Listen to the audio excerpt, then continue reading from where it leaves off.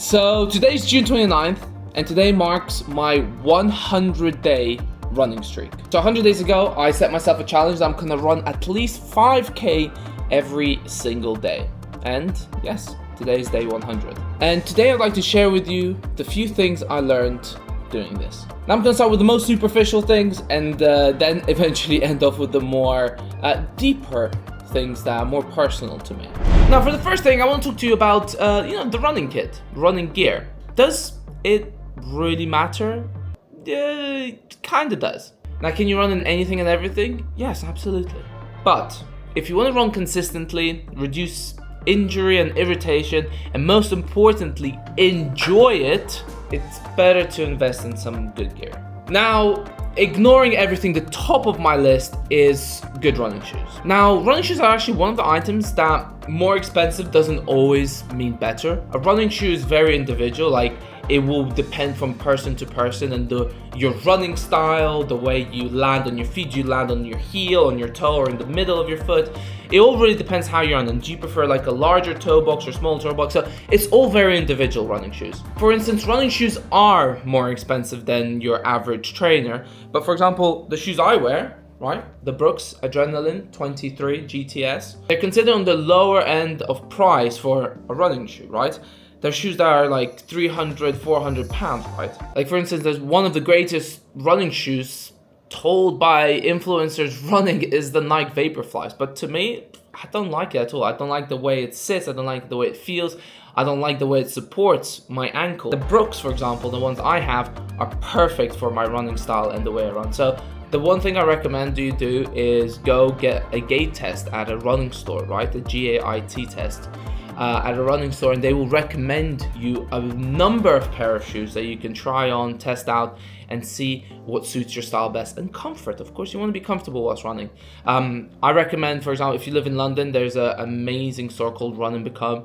They have an amazing staff and a plethora of running shoes. You can go visit and test them out. I've been there, and I'm gonna go back there because actually I'm coming up to 500K on these, or if not 600K on these shoes, and you're advised to change your shoes every 4 to 600K. So, but they're an amazing shoe, so I might just go for the same shoe or something like that. So that is one of the top things I always recommend with if you want to start consistently running. Now, the other thing is what you're wearing, right? Doesn't matter. Well, think of it this way, right? If you think you look good, you feel good. So use that as a way of, getting yourself like that flashy top you want, or like pink socks, or for example, you've been eyeing up some really cool shades, go out and get them to look cool and feel good. Now, to get to my next point, I'm actually gonna go for my run.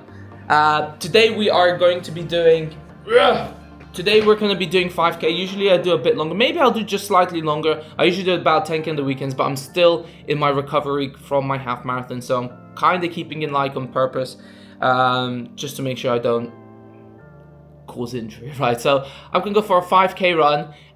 Let's go together, and I'll get to my next point. Now, the second point I want to make is how running improves your fitness and overall health, and especially your mental health. What did we do? 5:89. Nice easy jog, average pace 5:43. Oh, not you, Hamilton. 5K done, but the second point I was mentioning is how it improves your fitness, health, and also your mental health. It's no lie, exercise does that in general. But I've noticed over these 100 days that my body, my physique, the superficial things about me have improved as well. Some say superficial. To me, it is important, how my physique looks and everything. I am self-conscious about how I look from time to time. 100 days of running has improved my mental health dramatically. And in comparison as well, it's improved my physical health. Now, obviously, running is a great tool for losing weight. To be honest, to lose weight, I think you just need to consume less calories than you burn. That's the true truth behind weight loss. Not muscle gain, weight loss. My physique, my mental stability, and my physical health has improved. The reason I started running, my initial goal was to improve my boxing, and my boxing has significantly improved. Not necessarily the technique or That outside of boxing, running has helped me become better with my endurance, my stamina. Most of the time, if not all the time, I'm always happy, always good, always stable.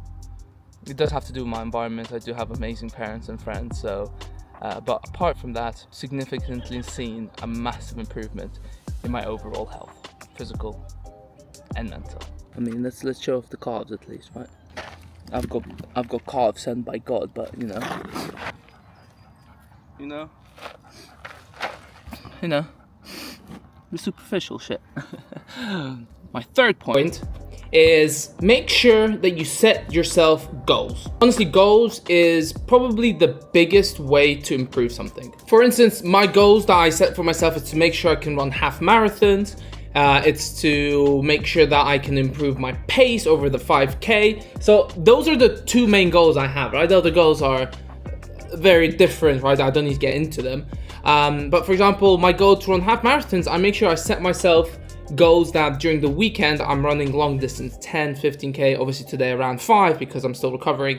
But that's a goal for that. For the 5K, for example, if I want to improve my 5K pace, I need to start doing interval training. So why do goals help you improve? Because if you have a goal, you're going to set yourself up to achieve, to do, to make, right? To get that goal. You know, you might go for a run and you might be, I want to improve my pace. I want to go from a 7-minute kilometer to a 6:45 kilometer, right? And then what do I need to do? Okay, you know what? Maybe for next time for 1 kilometer, I just run slightly faster and then tone it down. You know, you always find ways to improve, and you're setting yourself a goal. And then when you reach that goal, bang, you just achieved something. So set yourself goals. Goals will bring improvements. And for my final point, I want to say that running is 99% mental and only 1% physical. I've mentioned this before, but when you're running or doing any exercise, your mind gives up first. Then your body gives up. Your body can keep pushing and pushing and pushing. And I always say the toughest thing about exercising, about going for a run, going to the gym, is getting out the house. So the second you leave that door, the second you go out, the second you make that step to leave your house and head to the gym, head for a run, you've already beaten that 99% barrier. The 1%, just to go for a run. You don't have to sprint it, you don't have to go crazy, you can just jog it, you can walk it. An average pace running 5K is the same as a walking 10K.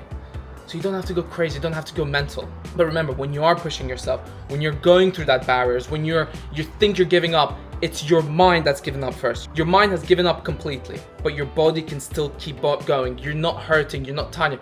Your mind is just telling, keep pushing. Just tell yourself, push that way, and tell to yourself, keep going, keep pushing. The biggest tip I can give if you want to start running or exercising a lot or try and achieve that next physical goal is to put your mind to it, to really think about just doing it. No excuses, getting out there, not thinking, I don't feel it, I feel tired.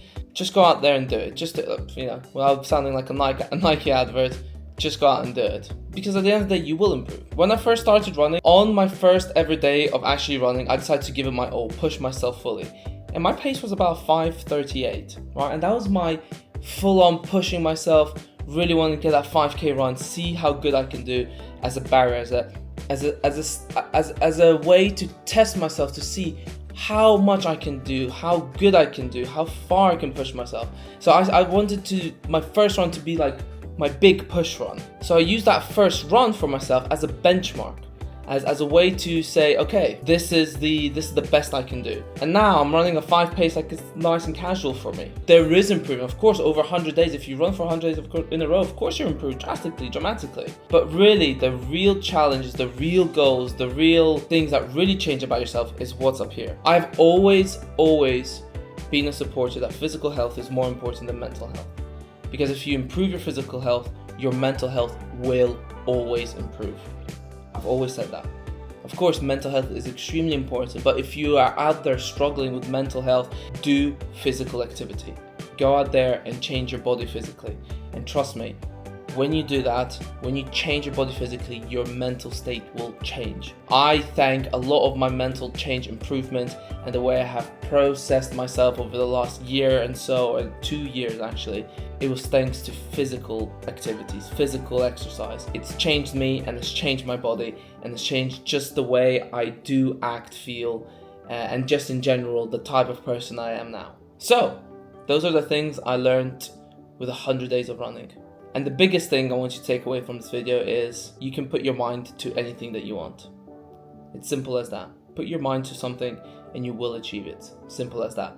I know it's easy to say than do, but I've done it for 100 days now, and it's possible.